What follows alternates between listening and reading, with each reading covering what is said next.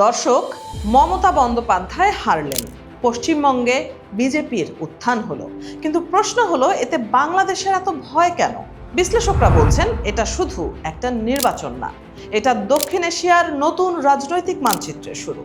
পশ্চিমবঙ্গে বিজেপির জয়ের পর বাংলাদেশ সীমান্তে বাংলাদেশি ইস্যু আরো ভয়ঙ্কর হতে পারে। অভিযোগ উঠেছে লাখ লাখ বাংলা ভাষীকে ভোটার তালিকা থেকে বাদ দেওয়া হয়েছে, আর এখন ভয় এই মানুষদের অবৈধ বাংলাদেশি তকমা দিয়ে বাংলাদেশে ঠেলে দেওয়ার চেষ্টা হতে পারে। শুধু তাই না, উত্তরবঙ্গ আলাদা করার আলোচনা, আসামে মুসলিম ভোট ব্যাংক ভাঙা, আর পুরো ভারতে বিজেপির একক আধিপত্য, সব মিলিয়ে নতুন এক ভূ রাজনৈতিক চাপ তৈরি হচ্ছে বাংলাদেশের ওপর। তাহলে প্রশ্ন হলো, এটা কি শুধু পশ্চিমবঙ্গের নির্বাচন, নাকি বাংলাদেশের ভবিষ্যতের জন্য বড় সতর্কবার্তা?